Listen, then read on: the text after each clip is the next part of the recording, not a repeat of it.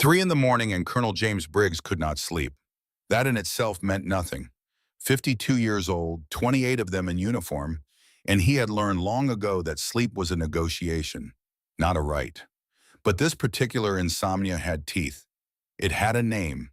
It had a face he saw every time he closed his eyes, every time the wind outside Ridgeline 7 hit a certain pitch and reminded him of another storm, another night, another decision that cost more than he had known how to pay. The photo lay on his desk, old, creased at the corners from being folded and unfolded too many times. 6 men in winter gear standing on this exact ridge, 3 years ago when the snow had been just as deep and the mission just as impossible.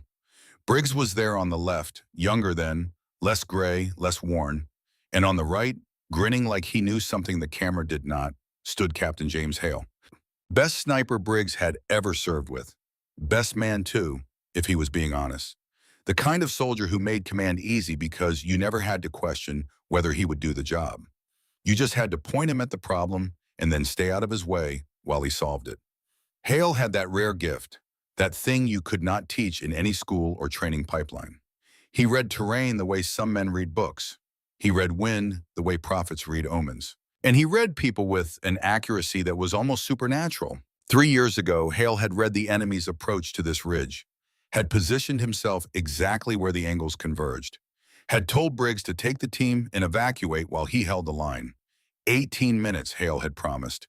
18 minutes for the helicopter to arrive and lift them out while he kept 30 Spetsnaz operators pinned in the valley below. Hale had given them 22 minutes.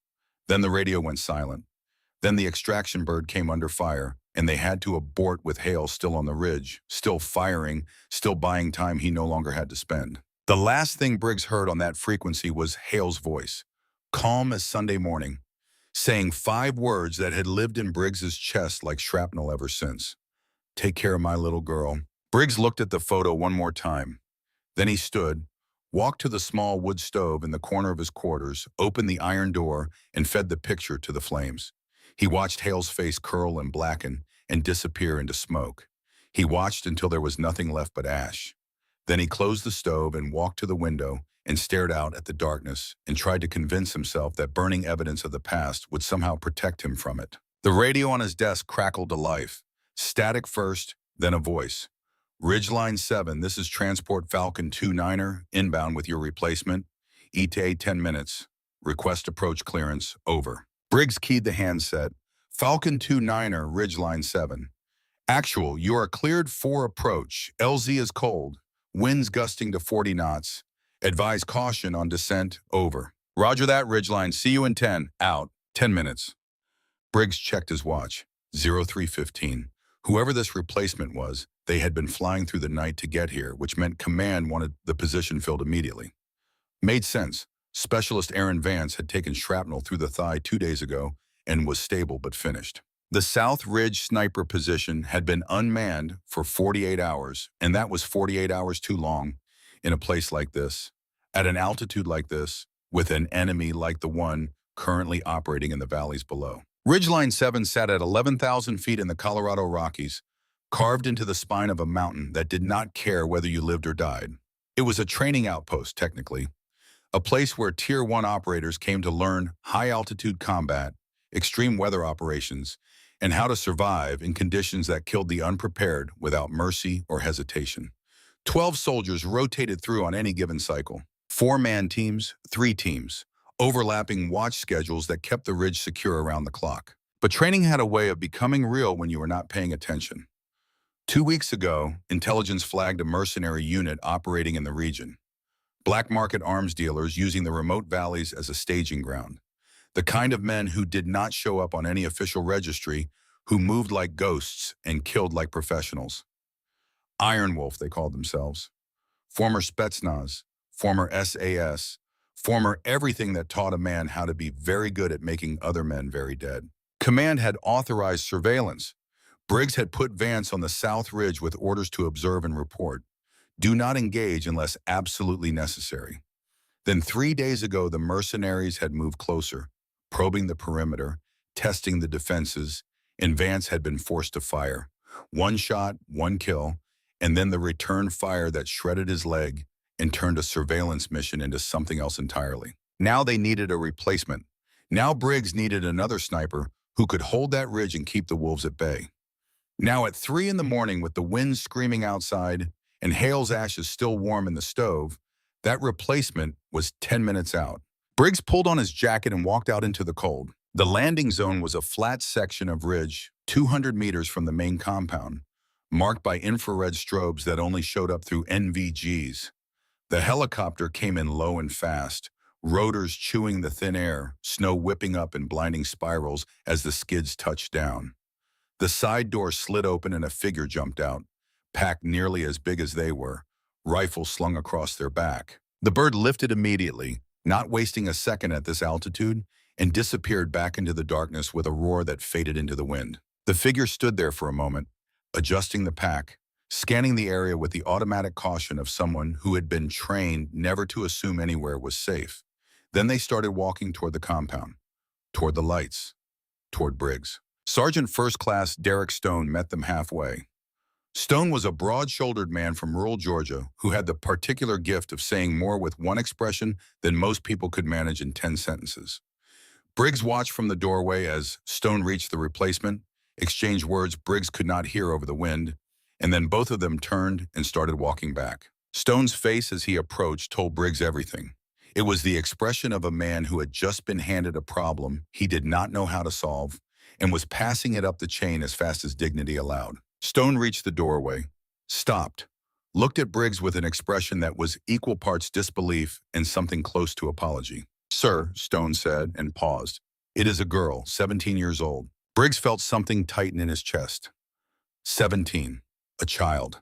Command had sent him a child to hold the most critical defensive position on the ridge. "Name," Briggs said. His voice came out flat, not angry yet, just waiting. Stone's jaw worked for a second like he was chewing on the words before he let them out. "Hale," he said. "Maya Hale." The world stopped. Not metaphorically, not in the poetic sense. Literally stopped in a way that Briggs felt in his bones in the sudden absence of breath, in the white noise that filled his head and drowned out the wind. Hale. That name.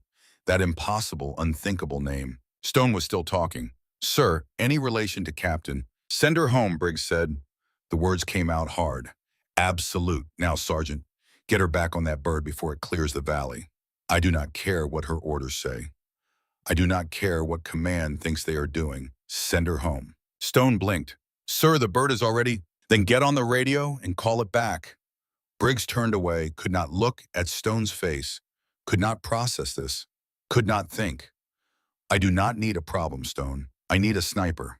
Get her out of here." He walked back inside before Stone could argue, walked straight to the command post where Lieutenant Rachel Chen was monitoring the communications array and Corporal Davies was updating the perimeter map with the latest patrol reports.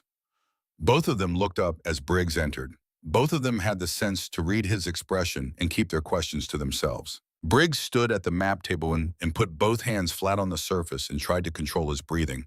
Tried to think logically, tactically, the way an officer was supposed to think. But logic had nothing to do with the pressure in his chest or the image of Hale burning in the stove or the 5 words that played on repeat in his memory. "Take care of my little girl." The door opened behind him. He did not turn around, did not have to. He could feel her presence the same way you feel a storm coming. That change in air pressure that makes your teeth ache. "Colonel Briggs," a voice said. Young, steady, not nervous, not aggressive, just present. "My father spoke of you." The room went silent in a way that had texture, had weight. Chen's fingers froze over her keyboard. Davies's pen stopped moving. Stone, who had followed her in, looked like he wanted to disappear into the floor. Briggs forced himself to turn around, forced himself to look. She stood just inside the doorway, snow still melting on her jacket, pack on the floor beside her, rifle across her back. She was small. That was the first thing. Maybe 5'4", maybe 115 pounds soaking wet. Dark hair pulled back in a tight bun, and eyes. God, those eyes. The same eyes Hale had. Dark, almost black, with that quality of stillness that came from spending long hours watching things from a distance. Sniper's eyes. Hunter's eyes. She was looking directly at him. Not with challenge, not with fear, just looking, waiting, like she had all the time in the world and knew he did not. He said you were the best officer he ever served under, she continued. Her voice was matter of fact, no emotion, just stating a truth.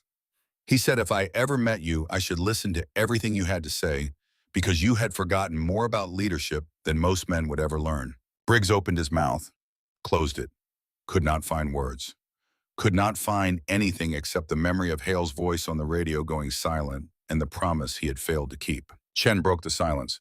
Sir, she said carefully, her file. Briggs did not move, did not want to see the file, did not want confirmation that this was real, that James Hale's daughter was standing in his command post at 3 in the morning, looking at him with her father's eyes. Chen continued anyway, reading from her screen.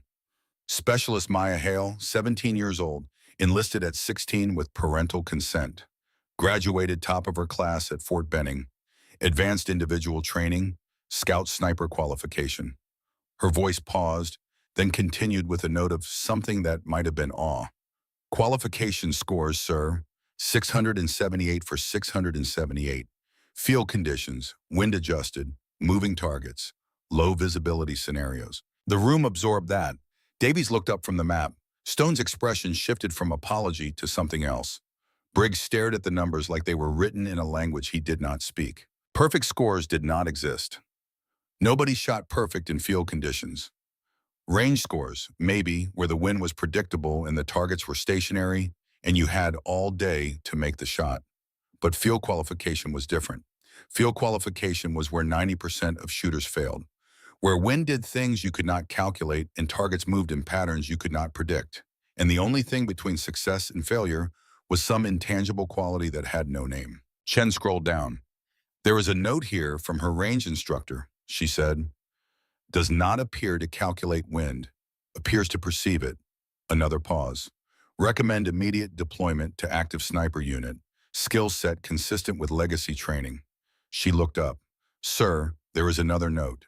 Flagged. Requires CO clearance to view. Show me, Briggs said. Chen typed, waited for clearance, then read aloud.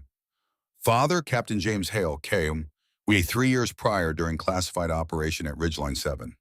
Daughter received personal instruction from age 8 until his death. Possesses father's personal effects, including custom rifle and field notebooks. Requests she be assigned to father's former area of operation for evaluation purposes. The last sentence landed like a mortar round. Requests she be assigned to father's former area of operation. This was not random. This was not coincidence. Command had sent her here deliberately, had looked at Hale's daughter and decided that the best way to evaluate her was to put her in the exact place her father had died. Briggs felt sick, felt angry, felt a dozen things he did not have names for. Why, he said, just that one word directed at no one, directed at command, at the universe, at whatever intelligence had thought this was a good idea. Maya had not moved, had not reacted to any of it. She stood there with the same calm patience, watching him process, watching him struggle. Where did you learn to shoot? Briggs heard himself ask. The question came out quieter than he intended. Montana, sir, she said. My father, he took me hunting when I was 8. Elk mostly, long range in the high country. He taught me to read wind the way some people read books. He said it was a language and if I learned to speak it, I would never miss. What else did he teach you? Briggs asked, and hated how his voice sounded, hated that he was asking, hated that he wanted to know. Everything, she said simply. How to move without sound, how to disappear in plain sight, how to choose a position based on exit routes, not just firing lanes, how to think 3 steps ahead of the enemy, how to control my breathing when my heart was trying to break through my ribs. She paused, and for the first time something flickered in her eyes, something human and raw and quickly buried. He said the mountains would teach me the rest. He said they taught him. He said if I listened carefully enough, they would tell me everything I needed to know. The radio screamed, not a voice, just static, high and urgent, the sound of someone keying a handset in a hurry. Then words, broken and desperate. Ridgeline 7, this is Alpha 2. We are in contact, south approach, multiple hostiles moving up the valley. We are taking fire, request immediate support. How copy? Over. Everyone moved at once. Chen spun to her console, fingers flying across the keyboard, pulling up the south perimeter cameras. Davies grabbed the handset for the internal net, calling the other positions to alert. Stone moved to the weapons rack, instinct taking over. Briggs crossed to the map table.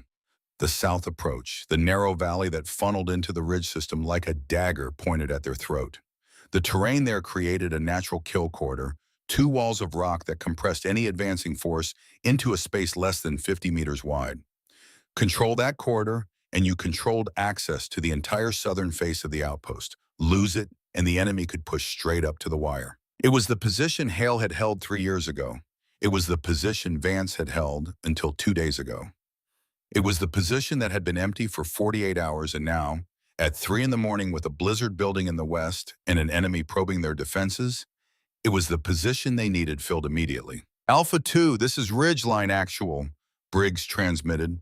Talk to me, give me numbers. How many are you seeing? Over. A burst of static. Then the voice came back, strained, breathing hard. Actual, I count at least 25, maybe 30. They are moving in elements, coordinated, professional. They have the low ground, but they are pushing hard.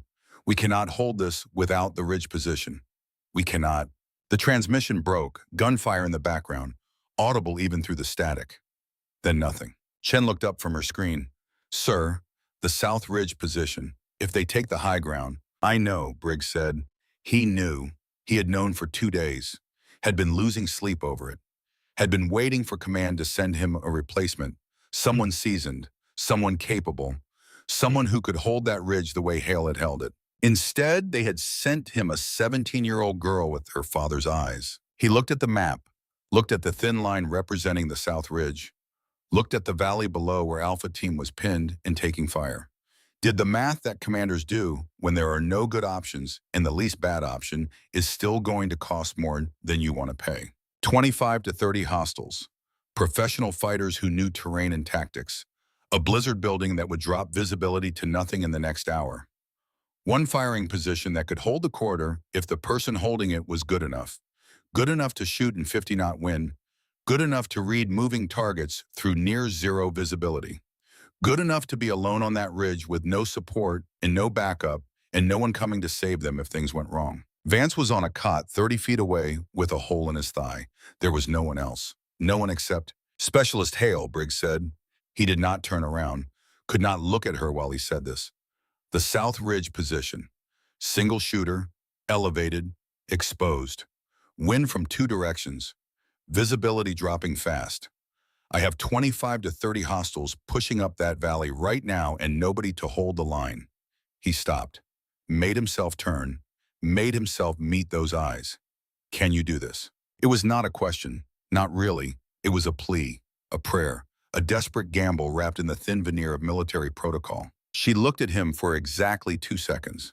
2 seconds in which he saw her calculate everything, saw her understand exactly what he was asking, exactly what it would cost, exactly how impossible it was. Yes, sir, she said, not eagerly, not bravely in the showy way of someone trying to prove themselves, just factually, the way she had answered every other question, like she had already done the math and arrived at the same conclusion and was simply confirming what they both already knew.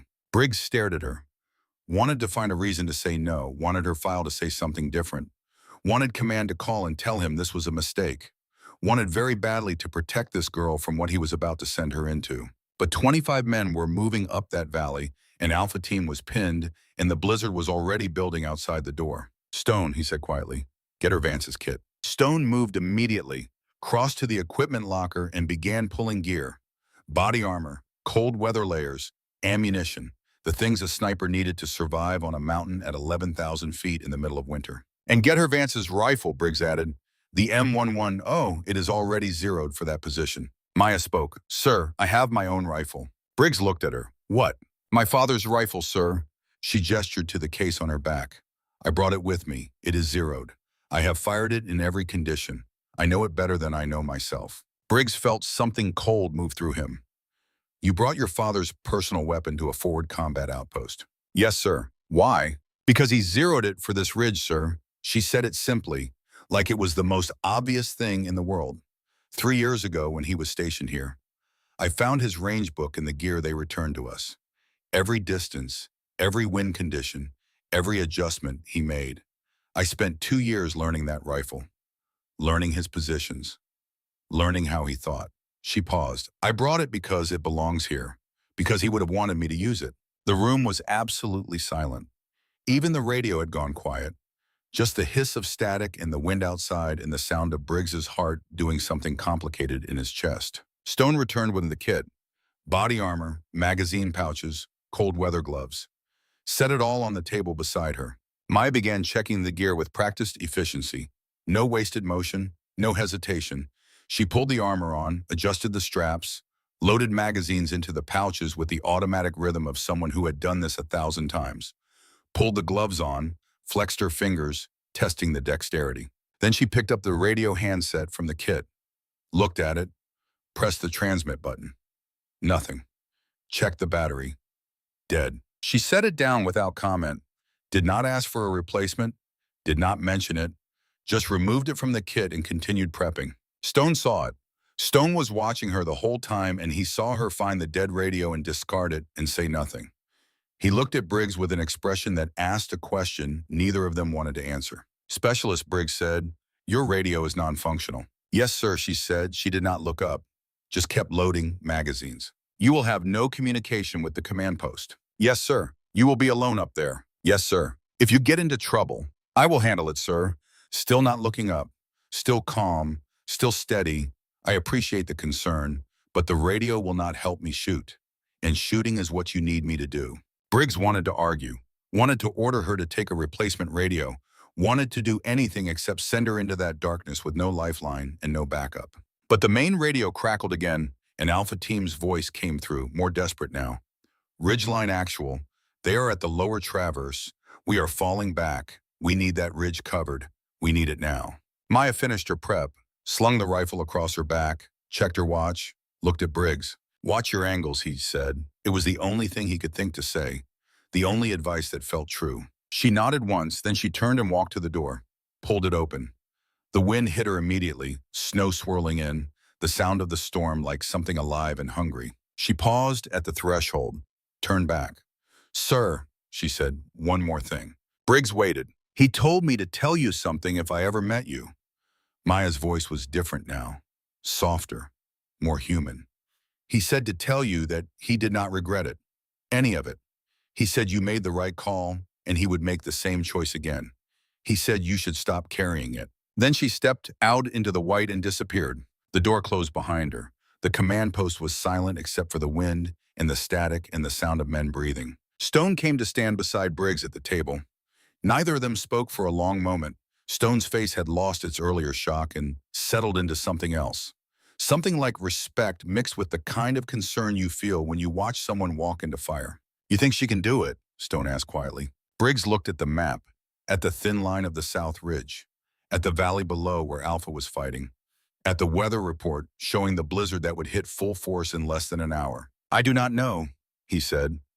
Then, because honesty was the only thing that felt right, "I hope to God she can." Stone was quiet for 3 seconds. Then he said something that Briggs would remember for the rest of his life. "She did not flinch, sir. Not when you said send her home. Not when you told her what she was walking into. Not when she found the dead radio. She just kept moving forward like she had already decided, and nothing we said was going to change her mind." Stone paused, his Georgia drawl getting thicker the way it did when he was trying to say something important. "I have seen a lot of men flinch, sir. A lot of good men. But that girl looked at you and said yes like she meant it, like she had been waiting her whole life to say it." Briggs said nothing because Stone was right, because he had seen it too, because Maya Hale had stood in this command post with her father's rifle and her father's eyes and said yes to an impossible thing with the same calm certainty that Hale had always carried. Chen was tracking something on her screen. "Sir," she said, "I have her on thermal. She is moving fast, already 200 meters up the south face." Briggs moved to look over her shoulder. The screen showed a single heat signature climbing the ridge, moving with speed and precision through terrain that should have slowed anyone down. "She knows the path," Chen said quietly, "like she has walked it before." "She has," Briggs said, "in her father's range book, in his notes, in every story he probably told her about this place." The signature climbed higher, past the 400-meter mark. 500. Moving through the darkness and the wind toward a position that her father had died defending. "Sir," Chen said, "there is something else." I pulled the classified file on Operation Blackstone, The one from 3 years ago. Briggs felt his jaw tighten. That is above your clearance, Lieutenant. Yes, sir, but I have temporary clearance for ongoing operations in this sector. And, sir, the mercenary unit that killed Captain Hale, their commander. She turned her screen so he could see. His name was Ivan Petrov, former Spetsnaz. And, sir, the unit currently in the valley. Iron Wolf. Intelligence reports the commander is the same man, Briggs finished. His voice came out flat. Dead. Ivan Petrov. Chen nodded. Sir, does she know? Does Maya know that the man who killed her father is down there right now? Briggs looked at the thermal screen, at the small signature that had just reached the South Ridge position and stopped. Watched it settle into place in the exact spot where James Hale had made his last stand. No, Briggs said. Then quieter, I do not think so. But even as he said it, he wondered. Wondered how much Maya Hale knew. Wondered what was in those notebooks her father left behind. Wondered if she had come to this ridge for the mission or for something else entirely. The radio crackled. Alpha team, actual, they are still pushing. We are at minimum safe distance. We need fire from the ridge. We need it now. Briggs keyed the handset. Alpha, Ridgeline actual. Hold your position. Rifle team is in place. Stand by picking. He released the key. Looked at the thermal screen. At the small, bright signature that was Maya Hale settling into her father's firing position with her father's rifle in her hands. Stone moved closer. Sir, should we warn her about Petrov? Briggs thought about it. Thought about keying the emergency channel and trying to reach her even though her radio was dead. Thought about sending a runner up the ridge. Thought about pulling her back before this became something he could not control. Then he thought about the way she had looked at him when he asked if she could do this. The way she had said yes. The way she had walked out that door like she owned the mountain. No, he said. She is a professional. She will do the job. But his hand stayed on the radio, and his eyes stayed on that screen. And in his chest, the 5 words her father had made him promise echoed like a drumbeat. Take care, my little girl. Outside, the blizzard hit. The wind velocity jumped from 40 knots to 60 in the span of 3 minutes. Snow began falling so thick it turned the world white. Visibility dropped to less than 30 meters. The kind of storm that made flying impossible, made movement suicidal, made everything except survival irrelevant. And somewhere on that ridge, alone in the dark and the wind and the cold, a 17-year-old girl with her father's eyes was settling into position and waiting for the enemy to come. Chen was tracking multiple signatures now in the valley below. Sir, I count 28 hostiles. They are moving in 3 separate elements. Staggered approach, professional formation. Davies had the perimeter net open. All positions report ready, sir. Everyone is tracking the south approach. Stone stood at the map with both hands flat on the table. First element is at the lower choke point, 600 meters from the ridge position. Briggs watched the thermal screen, watched Maya's signature, motionless now, perfectly still the way only a trained sniper could be still. Watched the enemy signatures moving up the valley in their careful professional pattern. And then, on the edge of the screen, something else. A detail so small Chen almost missed it. Sir, Chen said, pulling up a secondary feed. The South Ridge position. She is not at the primary firing point. Where is she? Briggs demanded. Chen adjusted the view. She moved east, about 40 meters, to a secondary position, that is. Chen stopped. Sir, that is the exact position Captain Hale used 3 years ago. The logs show it. He chose that spot over the standard position because it had better sight lines to the lower valley and a concealed exit route. How would she know that? Stone asked. His range book, Briggs said quietly. She said she had it. Every position, every distance, every choice he made. The room absorbed that, absorbed what it meant. That Maya Hale had not just come to this ridge to fight. She had come to walk in her father's footsteps, to see what he had seen, to understand what he had understood. And now she was lying in his exact position with his exact rifle waiting for an enemy that included the man who had killed him. The first shot, when it came, was inaudible over the wind. They did not hear it in the command post. They only knew it happened because Chen's screen lit up and Alpha Team's radio crackled to life. Contact, Alpha called. South Ridge. 1 down, I say again. Hostile down, single shot, center mass, range approximately 500 meters. The voice paused, something like awe creeping in. Clean kill. They do not even know where it came from. Briggs felt something unclench in his chest, just slightly, just enough to let him breathe. Second shot, Alpha reported. Two down. They are scattering, trying to find cover. Chen was typing rapidly.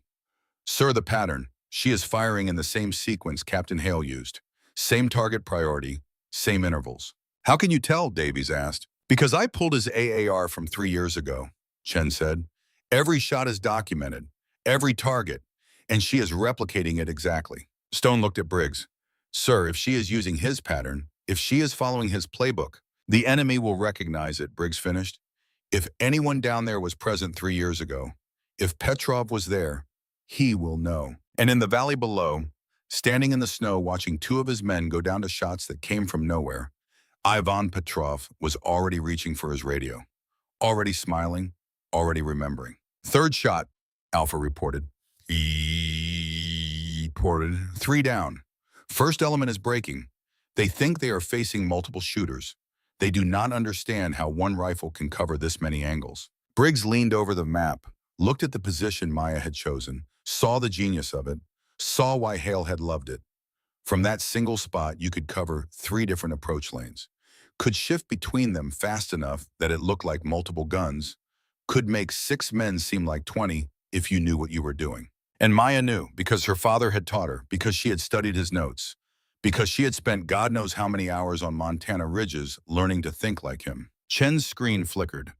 Sir, I am picking up radio traffic from the hostile force. Encrypted, but I am getting fragments. Let me hear it, Briggs said. Chen patched it through. Russian. Crackling and broken, but unmistakable. And then, in the middle of it, one word that came through clear. Hale! The command post went silent. They said Hale, Stone confirmed. They think they are fighting the ghost, Davies whispered. Chen was already working her keyboard, pulling files, cross-referencing.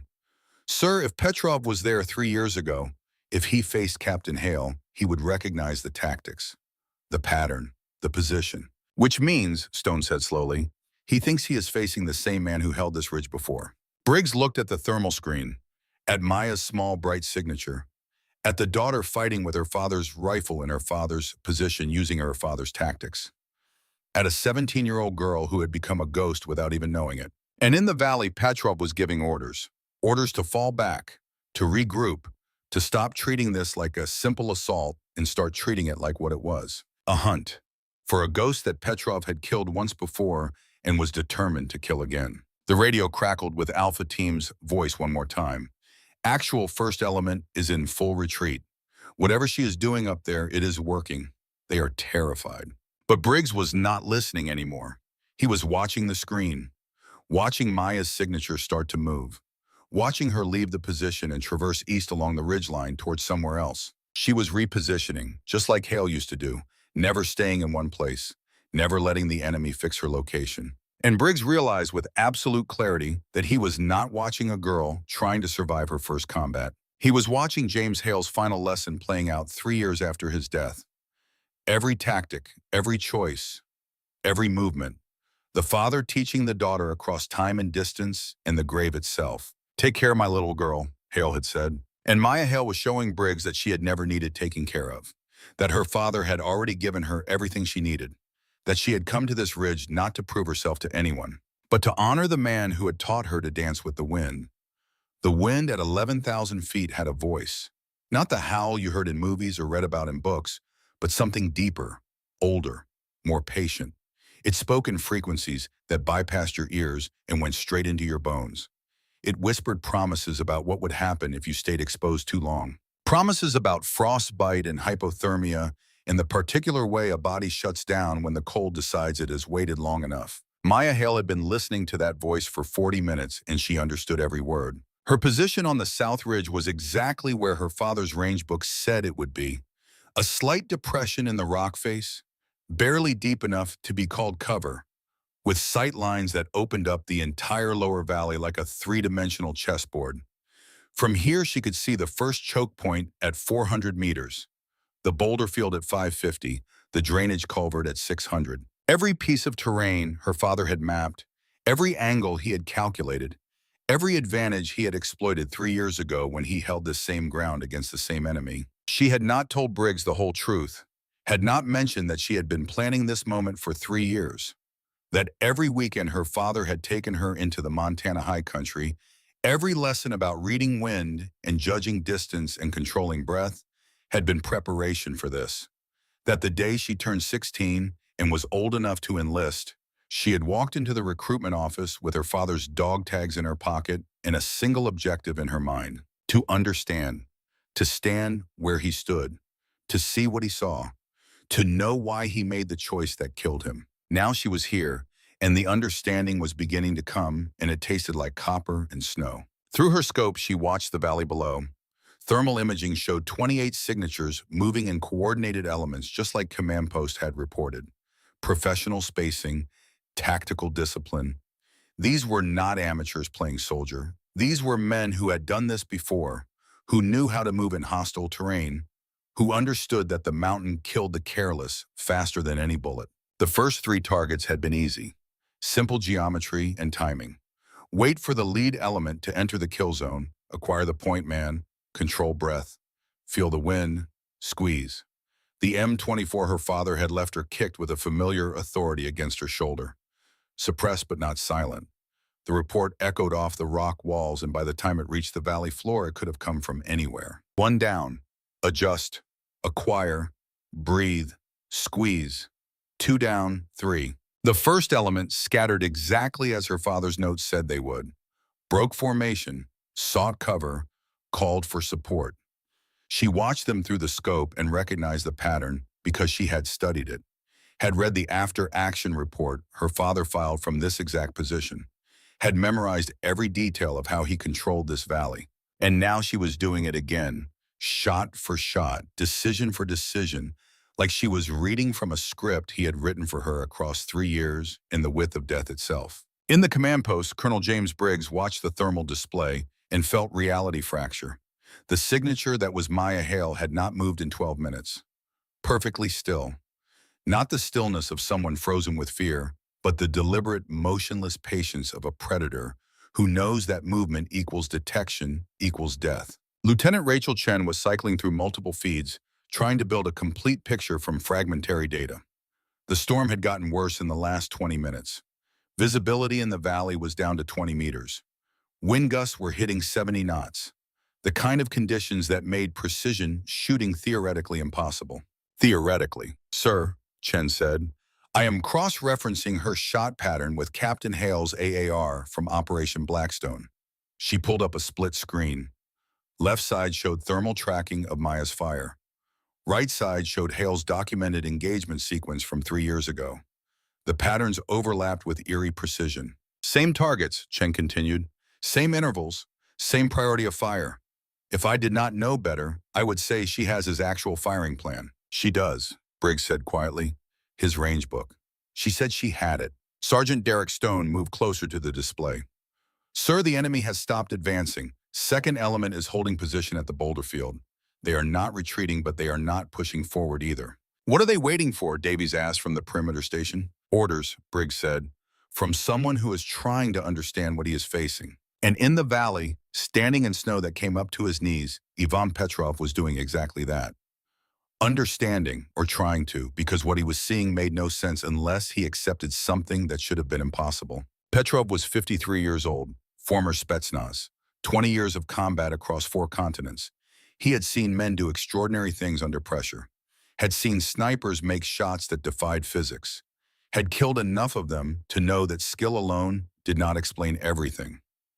Sometimes there was something else, something in the blood, something that turned shooting from a technical exercise into an art form that looked like magic. 3 years ago, on this exact mountain, he had faced a man who possessed that something, Captain James Hale, the American sniper who had held this ridge for 22 minutes against 30 Russian operators and killed 12 of them before Petrov's team finally bracketed his position and put enough fire downrange to silence him permanently. Petrov had never forgotten that engagement, had never forgotten the way Hale anticipated every move, covered every angle, made the mountain itself into a weapon, had never forgotten the final radio transmission when Hale knew he was done, when the ammunition was gone and the enemy was closing, when there was nothing left but the choice of how to die.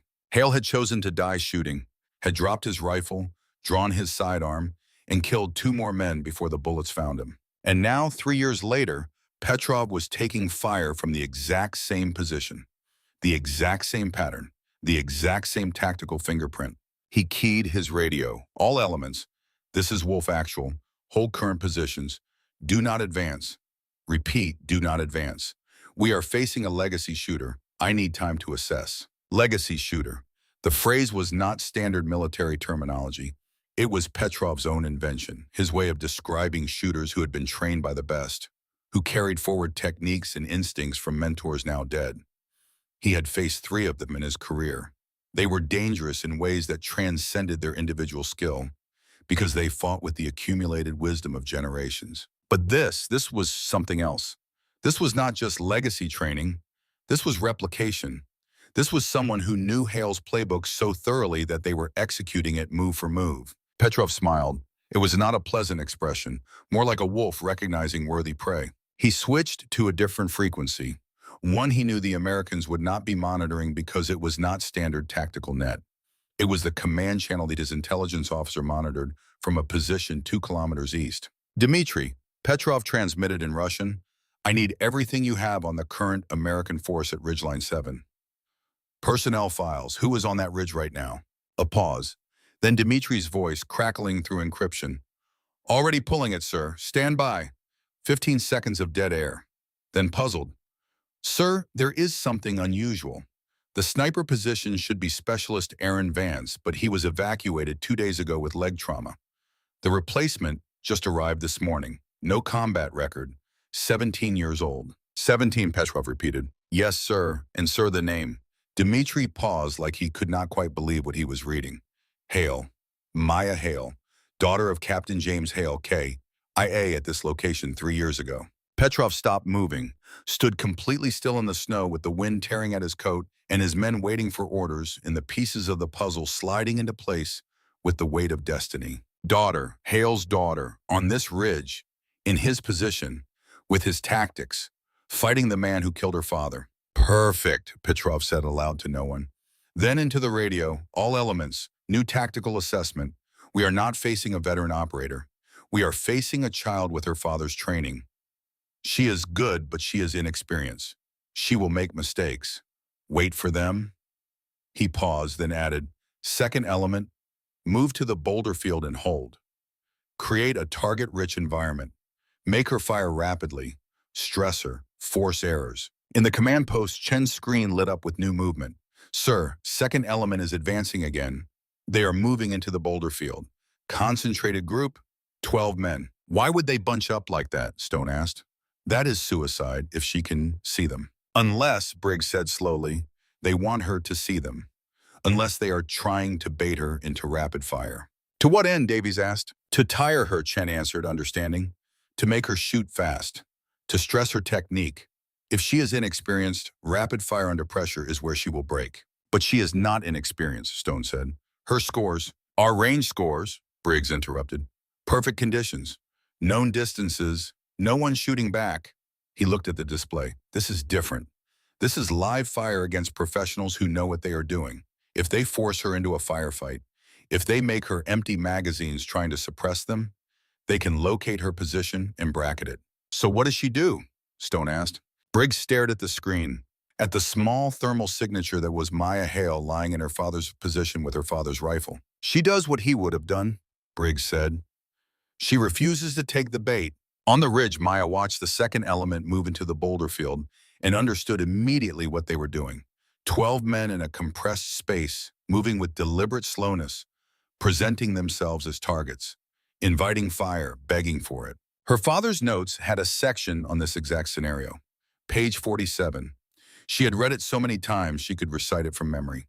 When enemy deliberately presents mass target, assume trap, do not engage, reposition. Make them come to you on your terms. But there was a problem. The boulder field sat 400 meters downrange and controlled access to the primary approach corridor.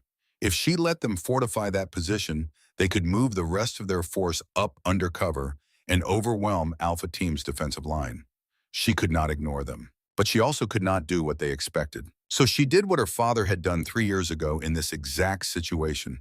She improvised. The upper shelf, a narrow ledge 40 meters above her current position, completely exposed to the wind, offering no cover except the angle of the rock face itself. In good weather, it was a marginal position at best. In this storm, it was borderline unsurvivable. But it had line of sight down into the boulder field, could see into the spaces between the rocks where men thought they were sheltered, could turn cover into a trap. Maya secured her rifle, checked her gear, and started climbing. The ascent took 3 minutes. 3 minutes of hand-over-hand movement up rock that was slick with ice and snow. 3 minutes with the wind trying to peel her off the mountain and throw her into the valley below. 3 minutes during which if anyone in the boulder field had looked up with thermal optics, they would have seen her signature clear as day against the rock face. But they were not looking up. They were looking at the position she had just left, waiting for muzzle flash, waiting for her to take the bait. She reached the shelf, settled into a prone position with her legs braced against a rock outcrop and the rifle wedged into a natural notch. The wind up here was savage. Sustained gusts over 60 knots with peaks that had to be pushing 80. The kind of wind that made ballistics calculations meaningless because by the time you did the math, the conditions had changed. Her father had taught her not to calculate in wind like this, had taught her to feel it instead, to let her body understand the rhythm of it, the pattern, the way it moved in waves rather than steady streams, to wait for the lulls and take the shot in the pocket of relative calm that existed for maybe 2 seconds between gusts. She waited, controlled her breathing, felt the wind, felt the mountain, felt her father's hands on her shoulders from a decade ago, guiding her, teaching her, preparing her for this exact moment. The wind dropped, just for a second, just enough. She fired. The rifle bucked. The bullet flew. 540 meters through air that was moving in 3 dimensions. The math was impossible, but the shot was not because math was not what made it work. In the boulder field, the first man went down. Clean hit, center mass, no warning. The others scattered, pressing deeper into the rocks, seeking cover that they thought would protect them. She fired again. Different angle. The upper shelf gave her sight lines they had not anticipated. Second man down. They were shouting now.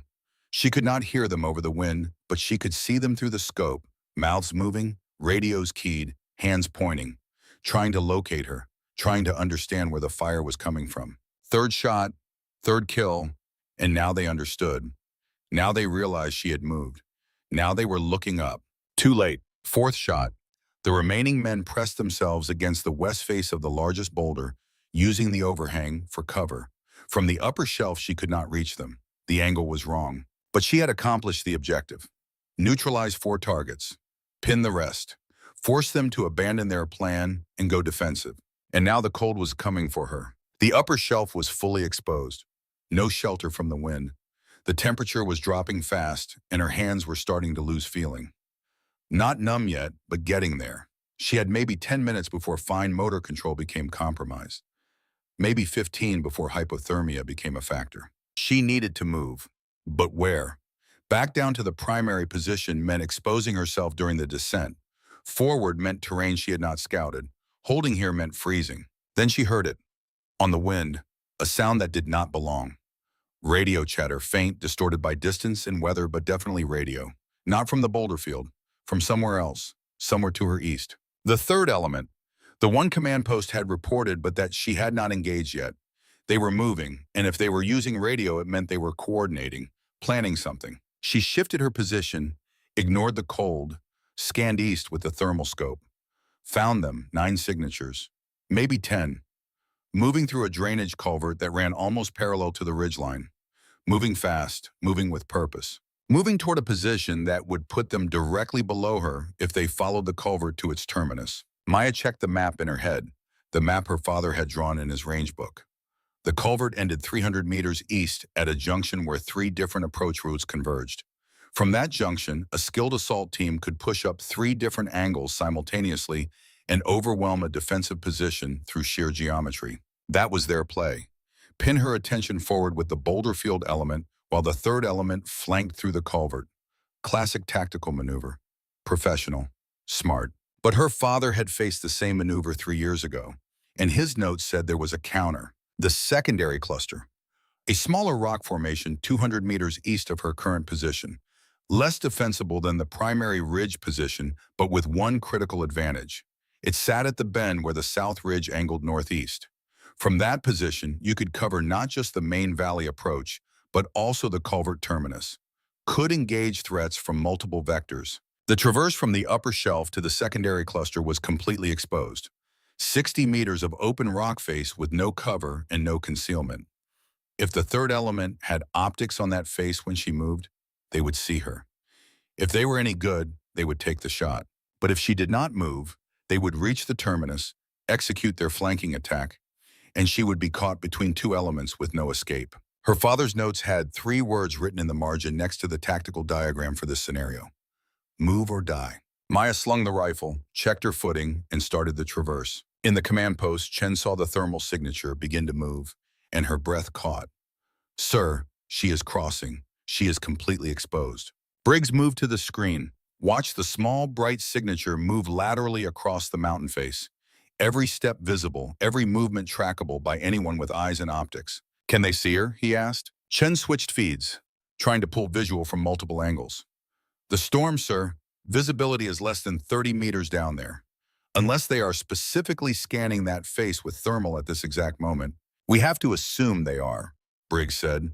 We have to assume they have been tracking her the whole time. Stone was already at the radio. Should I alert Alpha Team? Have them provide suppressing fire? Negative, Briggs said. If we fire from Alpha's position, we give away their location. We are not risking 8 men to cover 1. Even as he said it, he hated himself for the cold calculus. But it was the right call, the only call, and Maya had made the decision to traverse without support. She knew the risk. She accepted it. 40 meters into their crossing, Maya felt her right boot slip on ice. She caught herself, redistributed weight, kept moving. The wind was trying to push her off the mountain. Constant pressure from the west. She leaned into it, used it for balance, kept her center of gravity over her feet. Thermal scope in the drainage culvert would see her now if they were looking. Would see a human-shaped signature moving against cold rock. Would have maybe 5 seconds to make the decision, acquire the target, take the shot. She did not think about it, did not let herself calculate the odds, just moved. One step, another, counting meters in her head. 50, 55, almost there. And in the culvert, the third element's point man raised his hand for halt, brought his thermal monocular to his eye, scanned the ridge face, saw movement, called on radio to his commander. Visual on target, south ridge face, single signature. Moving east, range 300 meters. Request permission to engage. Petrov's voice came back immediately. Negative, hold fire, let her move. I want to know where she is going. The point man lowered his weapon, watched the signature complete the traverse and disappear into the rock cluster on the eastern ridge. Keyed his radio. Target reached secondary position. Eastern cluster. We have the location. Perfect, Petrov transmitted. Continue approach. Flank from below. I will coordinate the assault. And then, almost to himself in Russian, welcome to your father's trap, little girl. Let us see if you learned how to escape it. Maya reached the secondary cluster and immediately understood why her father had called it secondary. It was smaller than the primary position. Less cover, less protection from the wind, but the sight lines were extraordinary. From here she could see the entire culvert approach, could see the junction where the routes converged, could see the third element moving into position for their flanking attack, could see that they thought they had her trapped. She settled the rifle into a natural rest between 2 rocks, controlled her breathing. Her hands were cold now, really cold. The kind of cold where your fingers do not quite respond the way you want them to, where fine motor control becomes a negotiation between intent and ability. She flexed her fingers inside the gloves, worked them, got blood moving. Not enough, not nearly enough, but it would have to do. Through the scope, she watched the third element that reached the culvert terminus. Watched them bunch up in tactical formation, preparing to execute the assault. 9 men, professional spacing, every one of them armed with automatic weapons and the training to use them effectively. Standard tactical doctrine said she should engage the lead element first, take out the point man, disrupt the formation.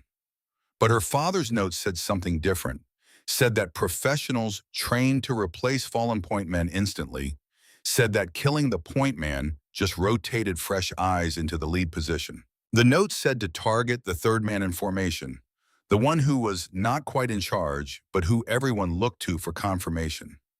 Kill that man, and the formation did not just lose a body, it lost cohesion. lost the invisible glue that held tactical movement together. Maya acquired the third man, controlled breath, felt wind, waited for the lull, fired. The man went down. The formation rippled. Not panic, but disruption. The kind of hesitation that comes when something unexpected happens and muscle memory does not have an answer. She acquired the fifth man, fired, down. Now the formation was broken. Now they were reacting instead of executing. Now they were looking for cover instead of advancing. But there was a problem. She reached for a fresh magazine, pulled it from the pouch. The metal was ice cold. She seated it, pulled the charging handle. Nothing. The magazine would not feed. The rounds inside were frozen together. Ice formed from condensation in the sub-zero temperature. The magazine was a solid block. She ejected it, tried another. Same problem.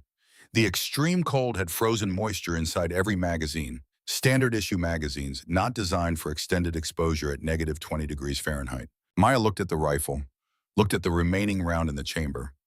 One shot, that was all she had. One shot before she had to manually extract frozen rounds and single load them into the chamber.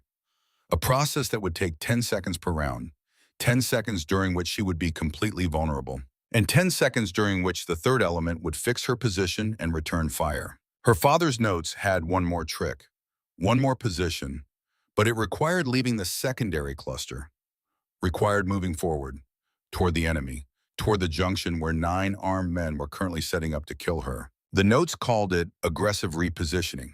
Civilian language called it suicide. But the logic was sound. At distance, a sniper with frozen magazines was vulnerable, had to manually extract and load after each shot, had to expose themselves for seconds at a time while working the action. At close range, that vulnerability disappeared, because at close range, every shot counted. Every shot was decisive. Manual loading did not matter when the target was 40 meters away and you only needed one bullet. Maya secured the rifle, started moving, not away from the threat, toward it, down the ridge face, into the junction, into the space where her father had taught her that sometimes the most dangerous place was also the safest because it was the last place anyone expected you to go. In the command post, Chen's voice went up half an octave. "Sir, she is advancing. She is moving toward the third element." "What?" Stone said. "That is insane," Davies finished. "No," Briggs said quietly.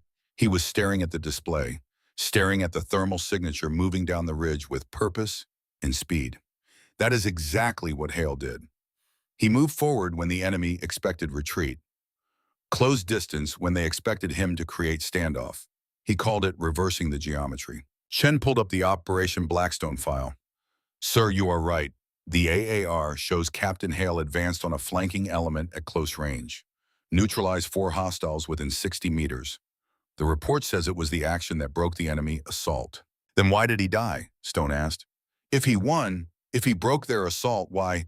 "Because he stayed too long," Briggs said. His voice had gone flat.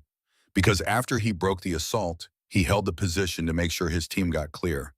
He could have retreated with them, should have retreated, but he stayed to make absolutely certain, and that is when they got him." The room was quiet, just the sound of wind outside and the hum of electronics and the weight of understanding settling over all of them. "Sir," Chen said carefully, "if Maya is following his exact playbook, if she is replicating every tactical decision, then she is going to stay too long," Briggs finished, "just like he did. She is going to make sure the job is done, and she is not going to leave until she is certain. And that is when they will kill her." Stone was already moving. "Sir, I am going. I can reach her position in 8 minutes if I push hard." 8 minutes is too long," Briggs said. But he did not stop Stone, did not order him back, just nodded. "Go. Move fast." "And Stone," he added as the sergeant reached the door, "if you see her, if you get close enough to make contact, you tell her something for me." "Sir." "You tell her that her father's mistake was not leaving when he should have. You tell her she does not have to make the same mistake. You tell her I am ordering her to survive." Stone nodded. Then he was gone, out into the storm, running toward the south ridge with equipment that was not quite warm enough and a timeline that was not quite fast enough. Maya reached the junction 60 seconds ahead of schedule, found a position behind a fallen boulder that gave her cover and concealment and sight lines to 3 different approach vectors. Settled in, controlled breathing. Hands were really cold now, borderline numb. She worked the fingers, flexed, tried to get blood moving. The first man from the third element came around the eastern approach 30 meters away, moving cautious, rifle up. Professional clearing technique. Maya did not use the rifle. Rifle meant noise. Noise meant giving away position. Instead, she waited until he was 20 meters away, 15, 10. Then she moved. Came out from behind the boulder low and fast. Closed the distance before his brain could process threat and translate it to action. Hit him with a strike to the throat that collapsed his windpipe and sent him down silent and choking. Took his rifle, moved back to cover, waited. Second man came from the same vector 40 seconds later. Saw his partner down, started to call on radio. Maya shot him with the rifle she had just acquired. Suppressed round, quiet enough that it did not carry over the wind. 2 down, 7 left. But now they knew she was close. Now they would adjust, would stop coming in ones and twos, would coordinate. Her hands were shaking, not fear, just cold. The kind of shaking that happens when your body temperature drops and your extremities start shutting down to protect the core. She had maybe 5 minutes before fine motor control was completely gone. Maybe 10 before she could not hold a rifle steady. She needed to finish this. Needed to eliminate the threat. Needed to make sure Alpha Team was safe and the approach was secure and the mission was complete. Needed to do what her father would have done, which meant staying, which meant holding, which meant not leaving until the job was absolutely finished. Radio crackle in the distance. Russian, Petrov's voice. She did not speak Russian, but she understood the tone, understood the anger, understood that he was giving orders that would end with her dead if she did not move. But moving meant leaving the position unsecured. Meant risking that the remaining 7 men would regroup and push through and threaten Alpha Team. Meant abandoning the mission. Her father had not abandoned the mission, had held his position, had stayed to make certain, had paid for that certainty with his life. The training said retreat. The tactics said reposition. The smart play was to fall back to the primary ridge position and call for support. But Maya was not thinking about training or tactics or smart plays. She was thinking about the man who had taught her everything. The man who had stood on this ridge 3 years ago and made the choice to stay. The man whose rifle she was carrying and whose position she was holding and whose example she was following. Hales do not quit. He had told her that 1,000 times. When she was 8 and missed her first shot. When she was 12 and wanted to give up during a hard climb. When she was 14 and the cold made her cry. Hales do not quit, baby girl. We finish what we start. So she stayed. Controlled her breathing, waited for the next target, prepared to hold this position until the mission was complete or she was dead. And 400 meters up the ridge, Sergeant Derek Stone was running through snow that came up to his knees, lungs burning in the thin air, legs screaming, pushing himself harder than he had pushed in years because a girl with her father's eyes was about to make her father's mistake, and Stone would be damned if he let another Hale die on this mountain on his watch. In the valley, even Petrov was moving now, not directing from a distance, not coordinating from safety, moving forward himself with 4 of his best operators, moving toward the junction where his scouts reported the American sniper had gone to ground. He had lost 11 men tonight, 11 professionals, 11 men who had survived wars and operations across 3 continents, killed by a 17-year-old girl who fought like her father's ghost. It was, in a way, beautiful, tragic and beautiful and worthy of respect, but respect did not change the tactical reality. She had advanced too far, had trapped herself in terrain with limited exits, had stayed in position too long trying to secure objectives that were not worth her life. Just like her father, just like James Hale 3 years ago. Same mountain, same mistake, same inevitable outcome. Petrov keyed his radio, all elements, converge on junction. Thermal shows single signature, northeast quadrant, multiple approach vectors. We end this now, but take her alive if possible. I want to see the face of the girl who killed 11 of my men. He moved forward through the snow with his rifle ready and his mind already writing the report he would file. Would write it honestly, would note her skill, would acknowledge her courage, would recommend her tactics be studied because, even in death, soldiers like her deserve to be remembered. But first he would finish what he started 3 years ago when he killed her father. Would close the circle, would end the Hale bloodline on this mountain where it had already bled once before. The storm was reaching its peak now. Wind gusts over 80 knots. Snow so thick it was like trying to breathe underwater. Visibility down to 10 meters. the kind of weather that made combat almost impossible. Almost. Maya saw the first of Petrov's team moving through the white, shadow in the snow, human-shaped, 30 meters out. She raised the rifle, hands shaking, cold so deep it was like her bones were made of ice. Acquired target, waited for hands to steady. They did not steady. Fired anyway. Miss. Ejected the magazine. Nothing to reload. The chamber empty. She dropped the rifle, pulled her sidearm, 9mm, 15 rounds. Close-range weapon, not ideal for 30 meters, but it was what she had. The figure in the snow was closer now. 20 meters, rifle up, searching. Not seeing her yet, but close. So close. Second figure appeared from different angle. Then third. They were coordinating, bracketing her position. Professional room-clearing technique adapted for open terrain. She could kill one, maybe two if her hands cooperated, but not all three. Not with hypothermia setting in and visibility that made accurate shooting a prayer instead of a science. This was how it ended for her father. Surrounded, outnumbered, fighting to the last. She had always wondered if he was afraid at the end, if he regretted staying, if he wished he had run. Now she knew. Now she understood. He was not afraid, and he did not regret, and he did not wish for anything except that his sacrifice meant something, that his team made it out, that his daughter grew up safe. And Maya was not afraid either, was not going to regret, was going to make this count, was going to take as many with her as she could, was going to die the way her father died, standing, fighting, finishing the mission. She raised the pistol, acquired the closest target, controlled breath even though her hands would not stop shaking, prepared to fire, prepared for this to be the last shot she ever took. And then a voice cut through the storm, American, Southern accent, shouting over the wind. Maya, down, get down now. She dropped. Pure instinct. Years of training overriding conscious thought. Dropped flat behind the boulder just as rifle fire tore through the space where her head had been. Sergeant Stone came out of the white like an avenging angel. Rifle up, firing controlled bursts. The three figures scattered. One went down, the others returned fire. Stone took cover behind a rock outcrop 20 meters from Maya's position. Covering fire, he shouted. Move now, get to me. Maya did not move, could not move. Because if she left this position, the junction was unsecured. If the junction was unsecured, the enemy could push through. If they pushed through, Alpha Team was vulnerable. Move, Stone shouted again. That is an order, Specialist. I cannot, she called back. Position is not secure. The position does not matter if you are dead. Move. The mission is to survive. Your father completed his mission. You do not have to complete his mistake. Now move. But the enemy was already reacting. More figures in the snow. 5, 6. Moving to flank Stone's position. Moving to bracket both of them. The tactical situation deteriorating from bad to impossible in the span of seconds. And then, cutting through everything, a new voice on the radio.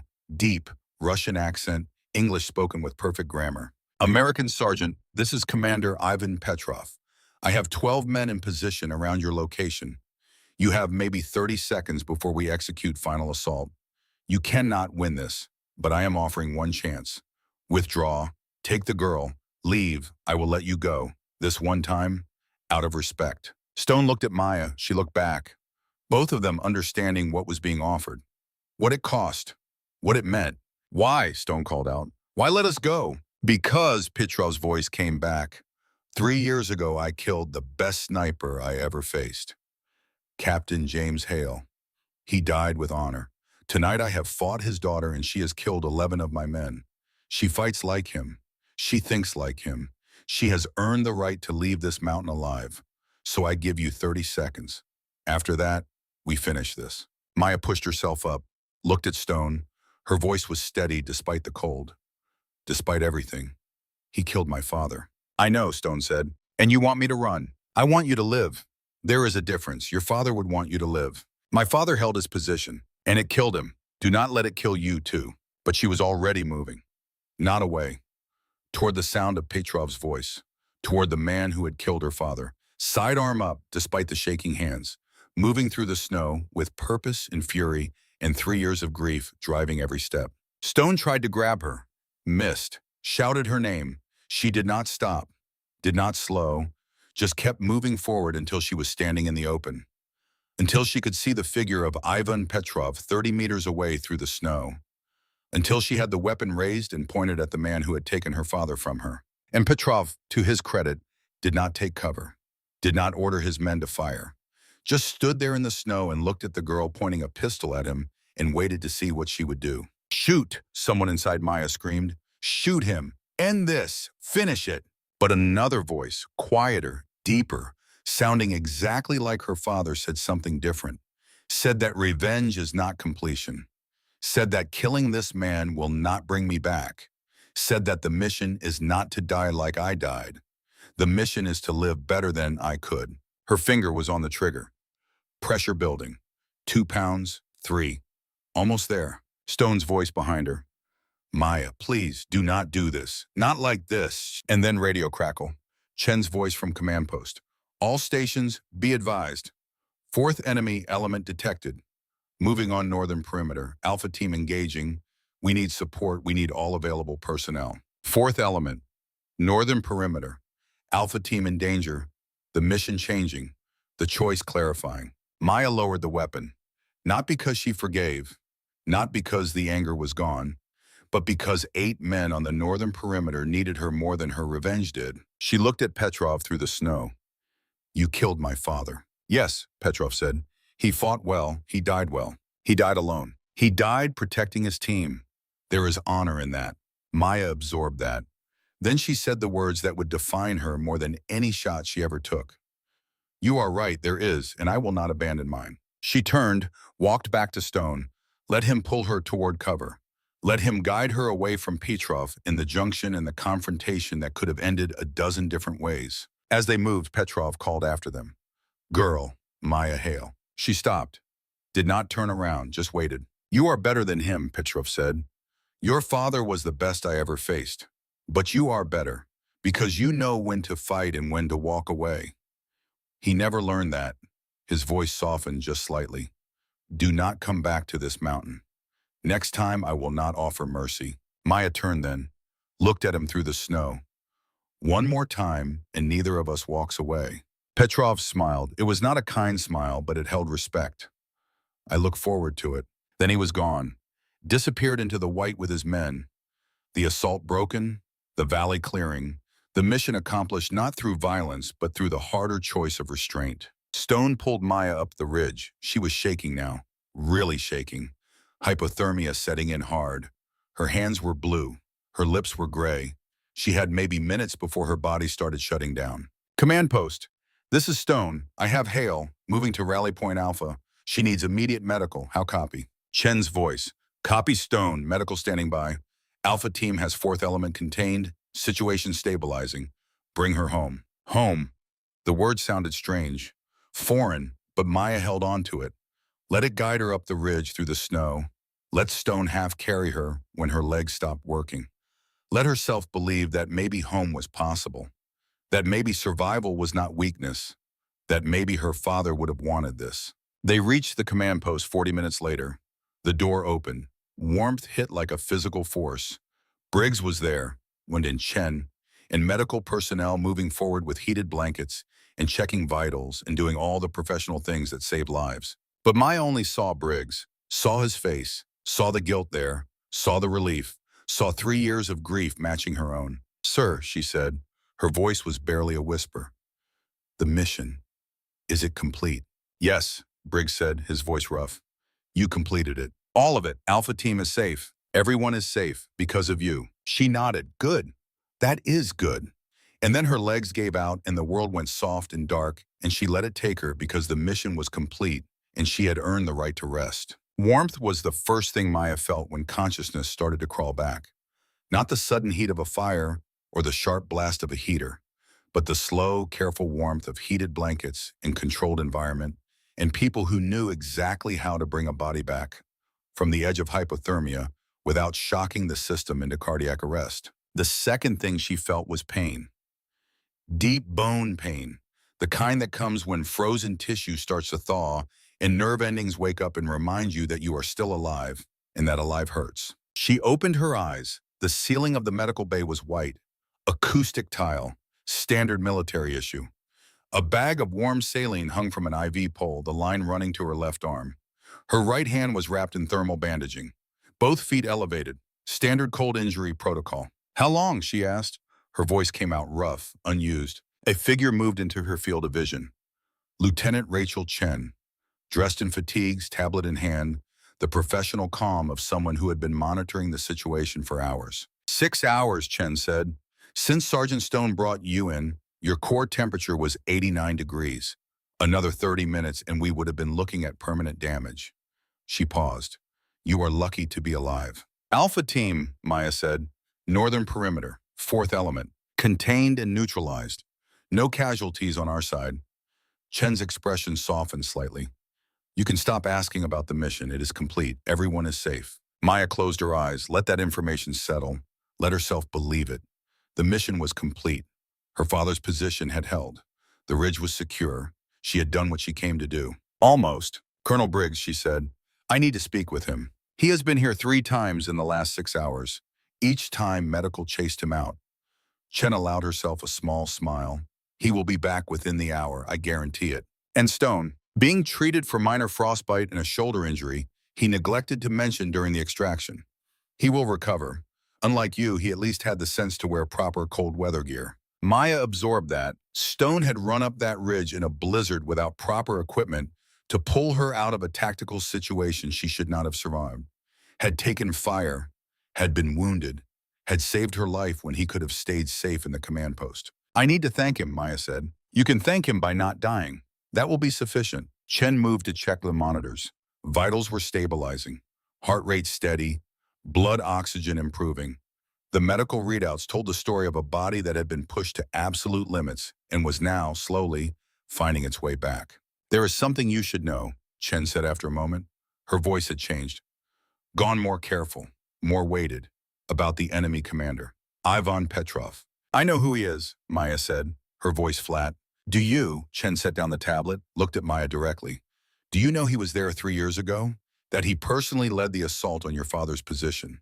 That intelligence reports show he was the one who gave the order to execute the final attack. Maya said nothing, just looked at the ceiling and let the information wash over her like cold water. And yet, Chen continued, when you had him in your sights tonight, you walked away. Why? Because 8 men needed me more than my anger did. That is the professional answer. What is the real answer? Maya was quiet for a long time, then she said, because killing him would not bring my father back. Because revenge is not the same as honor. Because my father spent his life protecting people, and I will not dishonor that by throwing mine away for vengeance. Chen nodded slowly. Your father would be proud. My father is dead, Maya said, her voice still flat, still controlled. Pride does not reach across that distance. No, Chen agreed, but legacy does. And you carried his legacy onto that ridge tonight, and you made it mean something beyond just tactics and shooting. She paused. That matters. Before Maya could respond, the door opened, and Colonel James Briggs walked in. He looked like he had aged a decade in 6 hours. Gray stubble on his jaw. Dark circles under his eyes. The particular exhaustion that comes not from physical effort, but from emotional weight carried too long. Lieutenant, he said to Chen, give us the room. Chen gathered her tablet and left without argument. The door closed behind her with a soft click, and then it was just Maya and Briggs, and 3 years of complicated history standing between them like a wall neither knew how to breach. Briggs pulled a chair close to the bed, sat down heavily. For a long moment, he just looked at her. Really looked. Seeing not the soldier or the sniper or the tactical asset, but the 17-year-old girl who was James Hale's daughter and who had nearly died tonight, proving something Briggs should never have made her prove. I owe you an apology, he said finally. A real one. Not the professional courtesy kind. The kind that costs something. Sir, you do not... Yes, he interrupted, I do. He leaned forward, elbows on knees, hands clasped. When you walked into my command post, when I heard your name, I saw a problem. I saw a liability. I saw a child who had no business being here, and I tried to send you away, not because you were unqualified, but because I was afraid. Of what? Maya asked quietly. Of failing your father again. Of making another decision that cost a Hale their life. Of looking at you and seeing him and knowing that I sent him to die, and that if I sent you out onto that ridge, I was doing it again. Briggs's voice went rough. I was trying to protect you, and in doing that, I almost got you killed because I did not trust you to be what you actually are, which is exactly what your father was. The best. Maya absorbed that, her throat tight. I did not come here for your approval, sir. I know you came here to understand him, to walk where he walked, to know why he made the choices he made. Briggs paused. Did you find what you were looking for? Maya thought about the ridge, about the cold and the wind and the impossible shots taken in conditions that should have made them impossible. About the moment when she stood in her father's position and felt what he must have felt, the weight of responsibility, the calculation of risk, the choice between survival and mission. Yes, she said, I found it. He did not die because he failed. He died because he succeeded. He held that ridge long enough for his team to escape, and that was the mission, and he completed it. She stopped, continued more quietly. He chose to die so that others could live. That is not failure. That is the opposite of failure. Briggs nodded. His eyes were wet. He did not try to hide it. He made me promise something. Your father, in his last transmission before the radio went silent, he made me promise to take care of you. I do not need taking care of, Maya said. No, Briggs agreed. You do not. But I made the promise anyway, and I have carried it for 3 years, and tonight I almost broke it because I let my fear make me stupid. He reached into his jacket pocket, pulled out an envelope, weathered, sealed with red wax, addressed in handwriting Maya recognized instantly as her father's. He left this, Briggs said, with orders that it be given to you only under specific circumstances. Tonight you met those circumstances. He held it out. This is yours. Maya took the envelope with her bandaged hand, felt the weight of it, the substance. Her father's final words, preserved and waiting for 3 years. What circumstances, she asked, that you prove yourself in combat, that you demonstrate the skill and judgment necessary to carry forward what he started. Briggs's voice was steady now, professional, that you show you understand not just how to fight, but when to fight and when to walk away. Tonight, when you lowered your weapon and chose mission over revenge, you met the final requirement. Maya looked at the envelope, at her name written in her father's careful script, at the wax seal that had protected whatever truth lived inside for 3 long years. Can I, she started, then stopped. Tried again. Can I read it alone? Of course, Briggs said. He stood, started toward the door, then stopped, turned back. Maya, one more thing. When I told you to send the kid home, when I dismissed you before I even knew what you could do, your father would have been furious with me. But I think he would have understood why I did it. Because keeping you safe mattered more to him than anything. More than the mission, more than the ridge, more than his own life. He paused at the door. You are the last Hale. That means something. Do not forget it. Then he was gone and Maya was alone with her father's final words. She broke the seal carefully, pulled out 2 sheets of paper, folded and slightly yellowed with age. Her father's handwriting filled both pages, front and back. Neat, controlled. The penmanship of a man who did everything with precision. She began to read. My dearest Maya, if you are reading this, then I am gone and you are standing somewhere I once stood. Probably Ridgeline 7. Probably in the middle of something difficult and dangerous. Knowing you, you probably volunteered for it just to prove something to people who doubted you. I know you, baby girl, better than you think I do. I know you are stubborn and proud and so determined to be strong that you forget it is okay to be scared sometimes. I know you will read this and you will try not to cry because crying feels like weakness and Hales are not weak. But here is what I need you to understand. Strength is not the absence of fear. Strength is doing the right thing even when you are terrified, even when every instinct screams at you to run, even when the easier path is right there in front of you. I made a choice 3 years ago. I held a position when I could have retreated. I stayed when I could have left.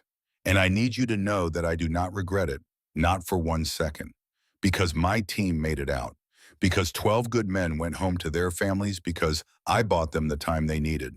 But I also need you to know something else, something harder. I should have taught you when not to be like me. You see, I held that position because the mission required it, because there was no other choice, because if I left, people would die. And in that moment, staying was the only option that let me sleep at night, even if I never woke up again. But you, Maya, you do not have to make that same choice. You do not have to sacrifice yourself to prove you are worthy. You do not have to die young to honor my memory. The best way you can honor me is to live, to take everything I taught you and use it to build a life that means something beyond just survival. To know when to fight and when to walk away. To be smarter than I was. To be better than I was. I taught you to shoot because I wanted you to be able to protect yourself. I taught you tactics because I wanted you to think strategically. I taught you to read wind and terrain because I wanted you to understand that the world is complicated and success comes from understanding complexity, not from simplifying it into enemies and allies. But most of all, I taught you these things because I wanted you to have choices, real choices, not the kind where you are trapped by circumstance and have to make the hard call because there is no other option. The kind where you can see the whole picture and decide for yourself what matters most. There is a difference between courage and suicide, between sacrifice and waste, between completing a mission and throwing your life away for an objective that is not worth the cost. I need you to learn that difference. I need you to be the thing I could not be. I need you to walk away when walking away is the right choice, even if it feels like quitting, even if people judge you for it, even if some part of you screams that you should stay and fight. Because you are the last Hale, Maya. When I die, our family does not end. It continues in you. And that is a responsibility bigger than any mission, bigger than any objective, bigger than proving yourself to people who do not matter. I know this is hard for you to understand without your mother here to help explain. I wish she could have been there to raise you with me. She would have done it better than I did, would have taught you things I could not teach, would have shown you that being strong does not mean never needing help, that asking for support is not weakness. That family means more than just blood and duty. Your mother died when you were 4, too young to remember her clearly, but she was extraordinary. She was a nurse, civilian. We met when I was recovering from a training injury at Fort Benning. She had this way of seeing through the walls people built around themselves. She saw through mine on day 1, told me I was hiding from something, and that until I stopped hiding, I would never be whole. She was right. She was always right. And when she got sick, when the cancer came and there was nothing the doctors could do, she made me promise something. She made me promise to teach you to be strong, but also to be kind, to be capable, but also to be vulnerable, to know how to fight, but also when to forgive. I have tried to honor that promise. I have tried to teach you both sides, but I know I have focused too much on the first part, the strength, the capability, the fighting, because that is what I know, that is what I am. But your mother would want you to remember the other part too, the kindness, the vulnerability, the forgiveness. She would want you to know that you do not have to carry everything alone, that letting people help you is not betraying my memory, that building a family of your own someday, if that is what you want, is not dishonoring hers. She would want you to live fully, to love freely, to be more than just a soldier, more than just my daughter, to be Maya, whoever that turns out to be. So here's what I need from you, what both of us need from you. Live, not just survive, not just endure, but truly live. Build relationships. Take risks that have nothing to do with combat.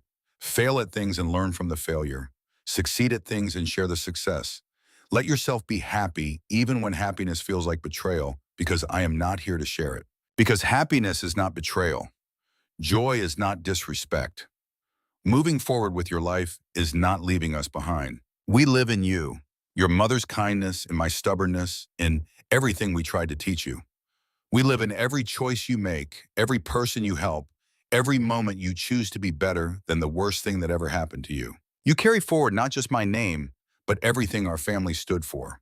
Honor, service, sacrifice when necessary, but wisdom about when it is necessary. That last part is what I got wrong.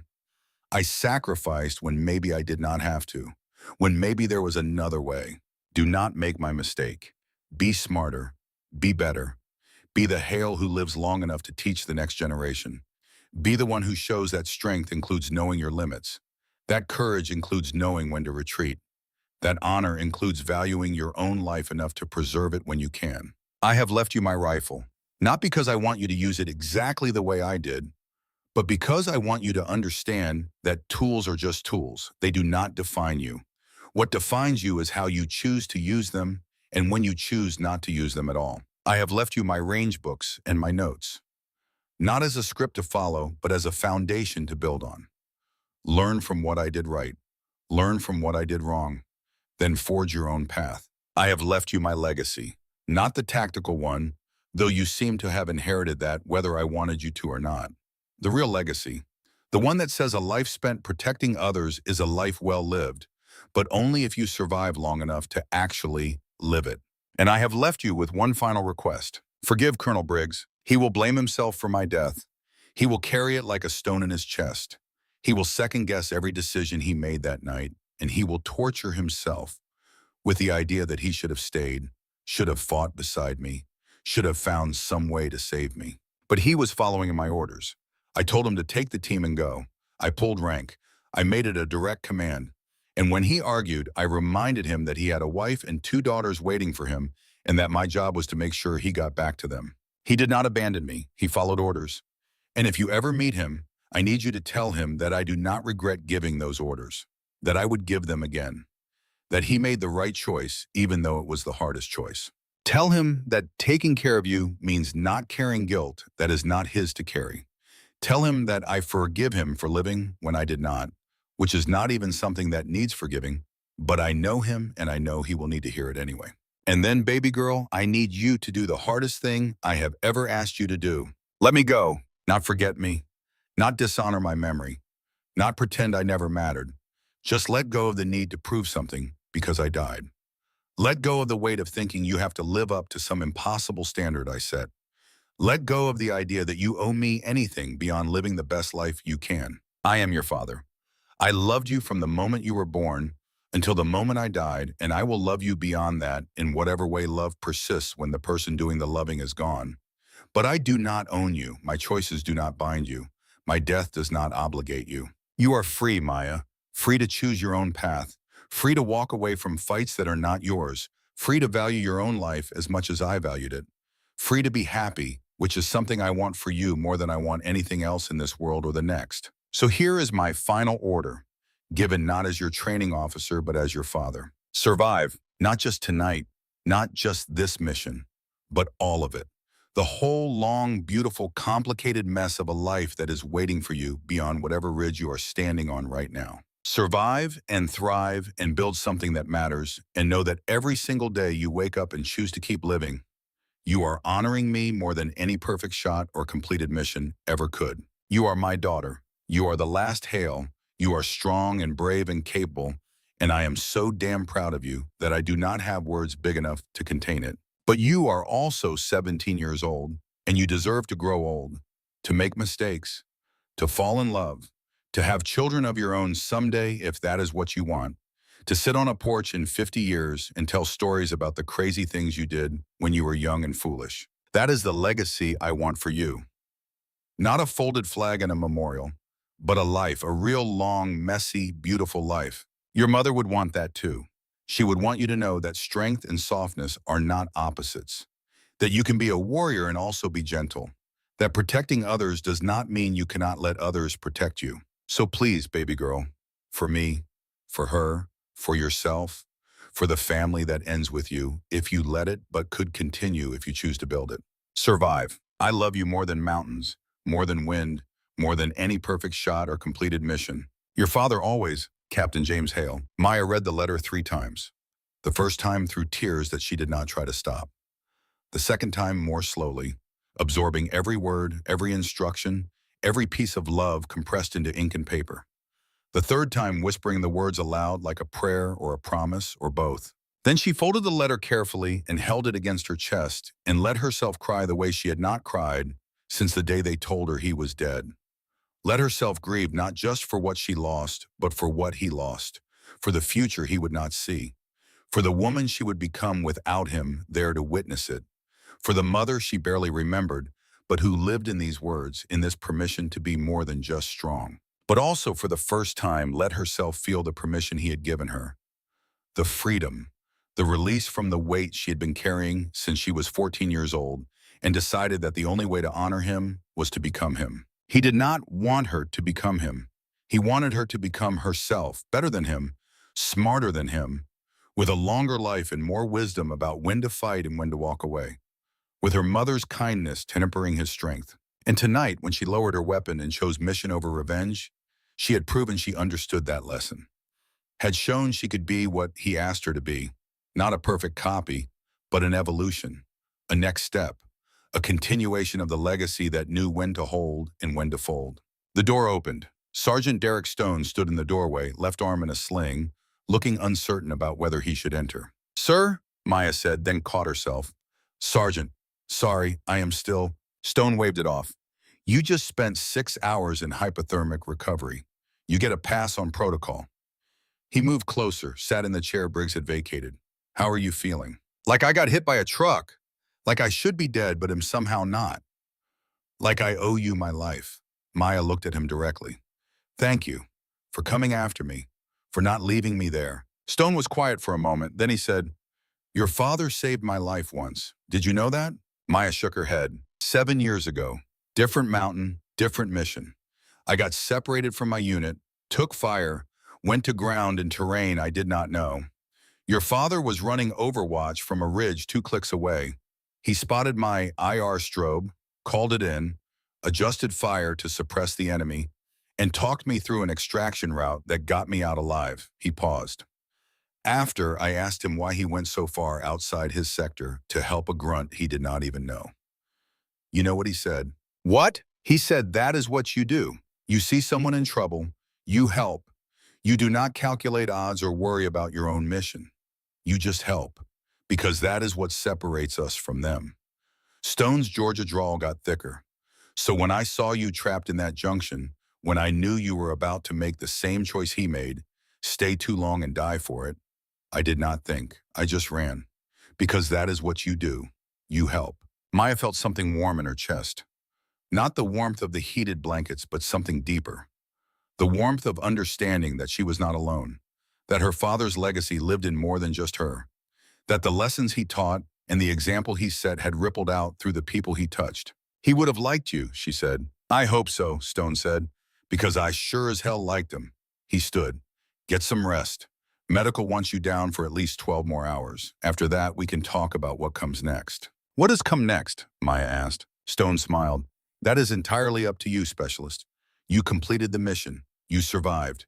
Everything else is choice." After he left, Maya lay back and stared at the ceiling and thought about choice, about survival, about what it meant to be the last Hale and whether that was a burden or a gift or both, about the mother she barely remembered but who lived in her father's words, who wanted her to be more than just strong. Sleep came slowly. When it came, she dreamed of mountains, of her father standing on a ridge in golden light, rifle slung over his shoulder, smiling the way he used to smile when she made a good shot. And beside him, a woman with kind eyes, her mother, both of them nodding, both showing her that she had done what they asked, that she had survived. She woke to morning light filtering through the medical bay window. The storm had passed. The sky beyond the glass was sharp blue, the kind of blue you only get at high altitude when the air is so thin and clean, it barely filters the light at all. Colonel Briggs was sitting in the chair beside her bed. He looked like he had actually slept, like some weight had lifted in the night. "Good morning," he said. "Sir," Maya replied. She started to sit up. He waved her back down. "Medical has cleared you for light duty. No strenuous activity for 72 hours, but you are out of danger." He paused. "There is a transport helicopter coming in at 1300 hours. It can take you back to Fort Benning if that is what you want." "Is that what you want?" Maya asked. "What I want is irrelevant. This is your choice. You have completed your evaluation period. Your performance has been," he searched for the word, "extraordinary. You can return to training. You can request assignment to an active sniper unit. You can go anywhere the Army needs a shooter of your caliber." He leaned forward. "Or you can stay here. We have an opening for a permanent sniper instructor, teaching high-altitude tactics to Tier 1 operators. Your father held that position before he was killed. It is yours if you want it." Maya thought about that, about staying on this ridge, about teaching others what her father taught her, about turning Ridgeline 7 from a place of death into a place of legacy. "Can I think about it?" she asked. "Take all the time you need," Briggs said. "The position is not going anywhere." He stood, walked to the door, then turned back. "Your father's rifle, it is in the armory, cleaned, maintained, ready to return to you, along with his range books and personal effects." He cleared his throat. I should have given them to you 3 years ago. I kept them because I could not bear to let go. That was selfish. They are yours. They have always been yours. Thank you, sir. Briggs nodded, then quieter. He was my friend, Maya. Before he was your father, before he was a soldier, he was my friend. And I miss him every single day. But having you here, watching you fight the way he fought, he stopped. Search for words. It is like having a piece of him back. And I do not know if that is fair to you, or if it puts too much pressure on you, or if I am making this about me when it should be about you. But I needed you to know. I understand, sir, Maya said, and it is not too much pressure. It is, she paused, it is good to know he mattered to people beyond just me, that his legacy is bigger than I thought. It is bigger than you can imagine, Briggs said. The people he saved, the people he taught, the lives he changed just by being who he was. You are part of that legacy, but you are also your own person. Do not forget that. Then he left, and Maya was alone again with her thoughts and her choices and the letter still tucked under her pillow. At noon, Lieutenant Chen brought her lunch and a tablet loaded with personnel files. Colonel Briggs asked me to show you something, Chen said. She pulled up a file. Operation Blackstone, full declassification. Everything that was redacted is now visible. To you, as family of KIA personnel. Maya took the tablet, scrolled through. There were after-action reports, radio transcripts, tactical maps showing the engagement from multiple angles, casualty reports, intel assessments, and photographs. Grainy, thermal imaging mostly, but clear enough to see the ridge, the position her father held. The enemy forces advancing, the moment when the decision was made to evacuate and leave him alone. There is something at the end, Chen said quietly. Page 47, recorded by one of Petrov's operators. He kept it as, I do not know, a trophy, maybe. Intelligence recovered it 2 years ago. Command decided you should have access. Maya scrolled to page 47, found an audio file, pressed play. Her father's voice filled the room. Recorded 3 years ago in his final minutes. The radio transmission that command had kept classified until now. Ridgeline 7, this is Hale. Enemy has breached inner perimeter. I am at 60% ammunition. Request immediate close air support. The voice was calm, professional, no fear in it. A pause, then a different voice. Colonel Briggs, younger, trying to keep control. Hale, CAS is 12 minutes out. You need to fall back. That is an order. Negative, Ridgeline. If I fall back, they take the ridge. If they take the ridge, they hit the evac bird. I can hold for 12 minutes. Just get my team out. James, Briggs' voice breaking slightly. You cannot hold alone. Watch me, sir, and Derek, if you are listening. Her father's voice shifted, softer. Do me a favor. If I do not make this, find my daughter. Tell her I was thinking about her. Tell her I am proud of who she is becoming. Tell her not to be like me. Tell her to be smarter, be better, live longer. Static, gunfire. Then Hale again. Ridgeline, enemy is adjusting. I have maybe 8 minutes. You need to go. Now, we are not leaving you. Yes, you are. That is a direct order. You have families. I have mission. Those are not the same thing. Get my brothers out of here. Let me do my job. More gunfire. Closer now. Then Hale's voice one last time, barely audible over the chaos. In Briggs, this is not your fault. You are following my orders. I chose this. Remember that. I chose this. Then silence, then static, then nothing. Maya sat with the tablet in her lap and tears running down her face, and the absolute certainty that her father had meant every word of that letter because she could hear the same sentiment in his voice 3 years ago. The same instruction. The same desperate need for the people he loved to understand that his choice was his, not theirs. That they were free. That he wanted them to live. Chen took the tablet back gently. I am sorry, she said. I know that was hard to hear. No, Maya said, her voice steady despite the tears. It was exactly what I needed to hear. Because now I know. Now I understand completely. He did not die afraid. He did not die regretting. He died doing exactly what he wanted to do. Exactly the way he wanted to do it. And he spent his last words trying to set everyone free from guilt. Chen nodded. That is legacy. Not just the tactics or the training. The way he cared about people even in his final moments. Maya wiped her eyes, looked out the window at the ridge where her father died. at the position she had held last night, at the mountain that had taken him and almost taken her. "I am staying," she said suddenly. "What?" Chen asked. "I am staying. I want the instructor position. I want to teach here. I want to turn this place into something that honors him not just by remembering how he died, but by teaching people how to live, how to be smart enough to know when to fight and when to walk away, how to be better than he was." She looked at Chen. "Is that okay? Is that the right choice?" "There is no right choice," Chen said. "Just the choice that feels true to you." "Then this is it," Maya said. "This is what I choose." That evening, Maya walked to the armory. Her legs were still weak, but she could manage. The night shift guard let her in without question.